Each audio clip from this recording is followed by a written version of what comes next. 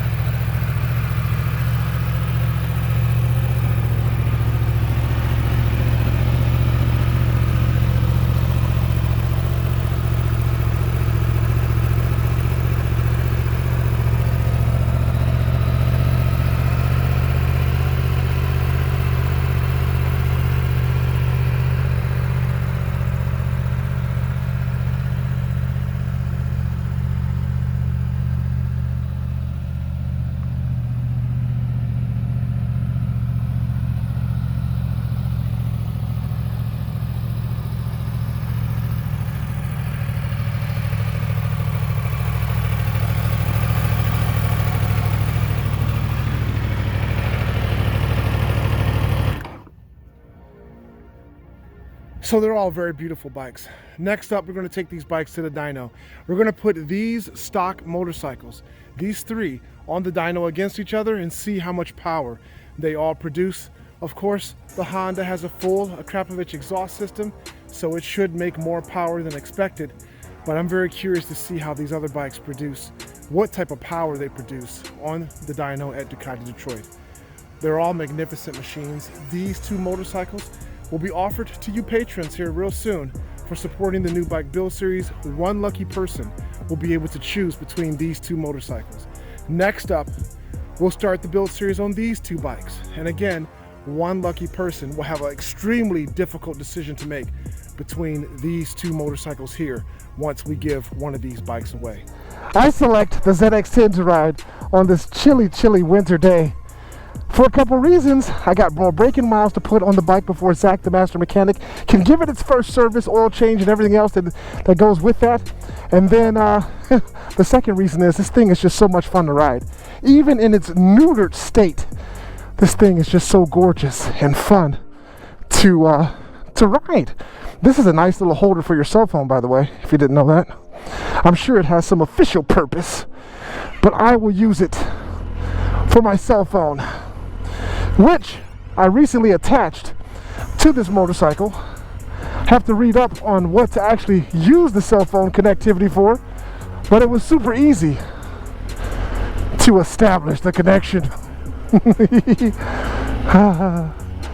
What a fun bike.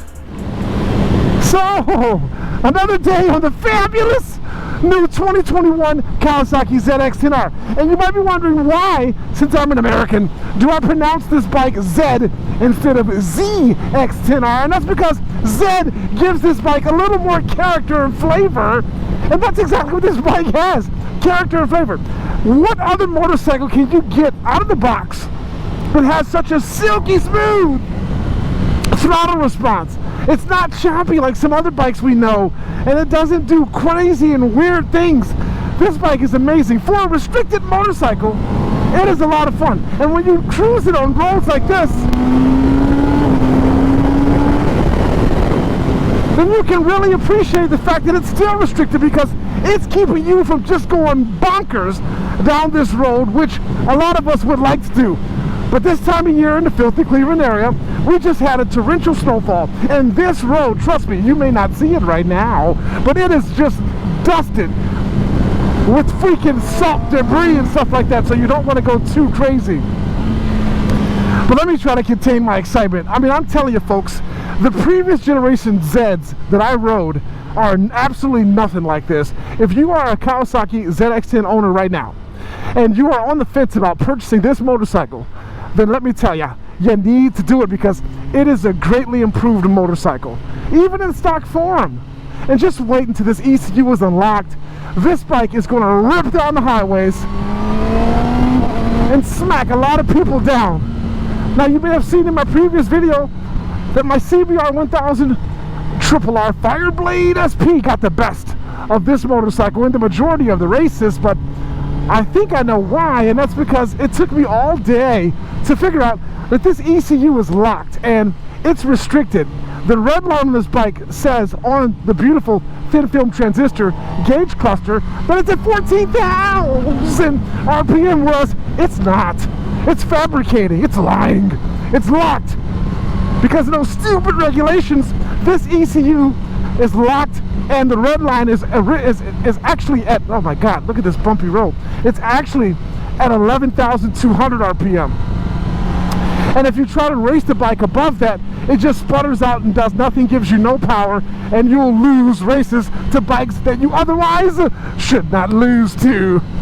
So later on in the day in that video, I started shifting it around 10,500 RPM, and I was able to put the smack down on that beautiful red CBR Fireblade. Now, once both those bikes get their ECUs unlocked, which I suspect will happen within the next couple of months or so, there's going to be some absolutely epic racing on this channel between all of the 2021 motorcycles.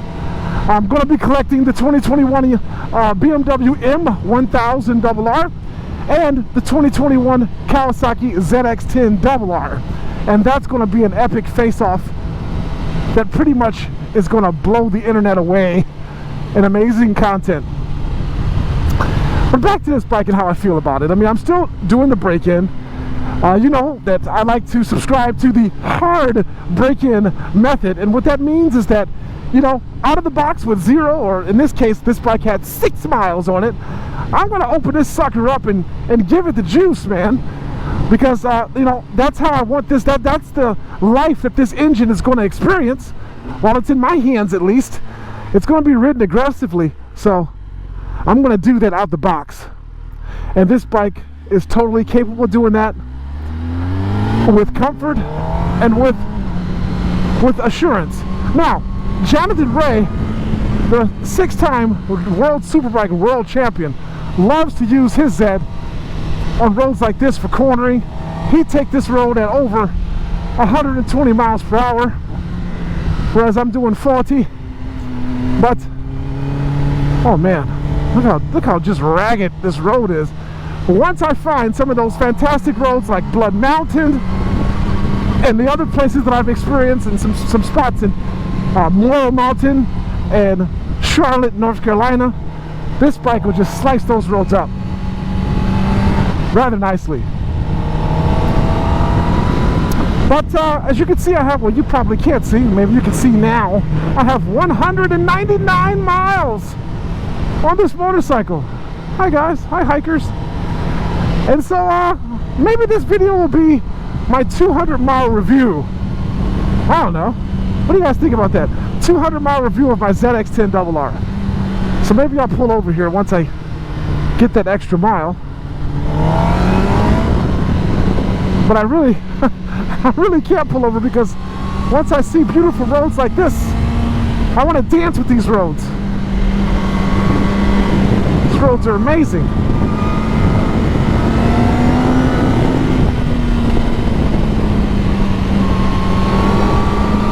But now I have 200 miles on a bike, so maybe I'll find somewhere to pull over and talk to you. That's not on someone's private property. Let's see. There was a waterfall somewhere around here. Don't quite remember how to get to it. Yeah, I'm just going to pull over right here for just a second. Well, we've got 200 miles on the clock. There we go. I don't know if you can see that. 200 miles. Let's see if we could change that bottom. Average speed, fuel, average. What's this fuel thing? Battery. 8 gallon US? What the hell does that mean? Okay. Well, look guys. 200 miles on the bike, and I am in love with it. It is just an amazing, amazing machine. Anyone that is considering this newly restyled Z, you are going to love it, and you won't regret your choice at all. Trust me. Alright folks, I'm going to head on over to Sills, because now that we've got 200 miles on the bike, I'm going to talk to Zach. He usually likes to see these bikes with about 400 miles on them before we start modifying them. But I'm going to see if he can install our Krapovich full titanium exhaust with just 200 miles on the bike right now. So I'm excited. If you're new to the channel, hit the subscribe button. If you're already a subscriber, tap that bell, and you'll get notified when new content is uploaded. Much more amazing, beautiful videos on this bike are coming to the channel soon. So stay tuned. I should be collecting my ZX-10R within the next few weeks.